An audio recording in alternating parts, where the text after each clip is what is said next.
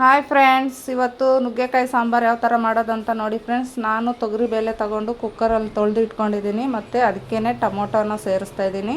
ಮತ್ತು ಈರುಳ್ಳಿ ಬೆಳ್ಳುಳ್ಳಿನ ಹಾಕ್ತಾಯಿದ್ದೀನಿ. ಮತ್ತು ಅದಕ್ಕೆ ಸ್ವಲ್ಪ ನೀರು ಹಾಕ್ಬಿಟ್ಟು ಮತ್ತು ಅದಕ್ಕೆ ಅರಿಶಿನ ಸ್ವಲ್ಪ ಹಾಕ್ಬಿಟ್ಟು ಇವಾಗ ಸ್ಟವ್ ಮೇಲೆ ಇಟ್ಟು ಗ್ಯಾಸ್ ಅಂಟಿಸ್ಬಿಟ್ಟು ಕುಕ್ಕರ್ ಮುಚ್ಚಳವನ್ನು ಮುಚ್ಚಿಬಿಟ್ಟು ಒಂದೆರಡು ವಿಸಿಲ್ ಇಟ್ಕೊಳ್ಳೋಣ ಫ್ರೆಂಡ್ಸ್.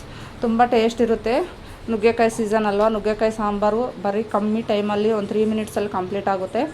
ನೋಡಿ, 2 ವಿಸಿಲ್ ಬಂದೇ ಬಿಡ್ತು. ಮತ್ತು ನುಗ್ಗೆಕಾಯಿನ ಕಟ್ ಮಾಡಿ ಇಟ್ಕೊಂಡಿದ್ದೆ, ಅದನ್ನು ಸಹ ಇದರಲ್ಲಿ ಹಾಕ್ಬಿಟ್ಟು ತೊಳೆದ್ಬಿಟ್ಟು ನುಗ್ಗೆಕಾಯಿ ಇಟ್ಕೊಂಡಿದ್ದೀನಿ.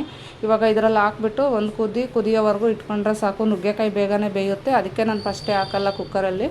ಇವಾಗ ಹಾಕ್ಬಿಟ್ಟು ನಾವು ಮತ್ತೆ ಅದನ್ನು ಒಗ್ಗರಣೆ ಹಾಕೋ ಅಷ್ಟೊತ್ತಿಗೆ ಮತ್ತು ನುಗ್ಗೆಕಾಯಿ ಬೆಂದೋಗಿರುತ್ತೆ.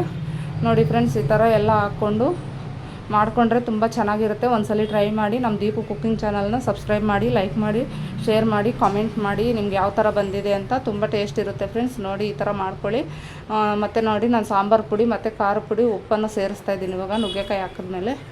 ಇವಾಗ ಮಿಕ್ಸ್ ಮಾಡಿಬಿಟ್ಟು ಒಂದು ಕುದಿಯೋವರೆಗೂ ಬಿಟ್ಬಿಟ್ಟು ನಾವು ಒಗ್ಗರಣೆ ಹಾಕ್ಕೊಳ್ಳೋಣ. ಅಷ್ಟೊತ್ತಿಗೆ ಅದನ್ನು ಮುಗಿದೋಗುತ್ತೆ.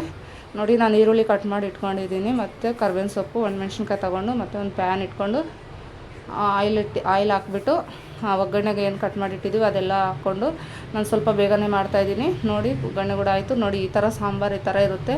ಅನ್ನ ಸಾಂಬಾರು ನಾನೊಂದು ಹಪ್ಪಳ ಮಾಡಿ ಇಟ್ಕೊಂಡಿದ್ದೀನಿ. ತುಂಬ ಚೆನ್ನಾಗಿರುತ್ತೆ ಫ್ರೆಂಡ್ಸ್.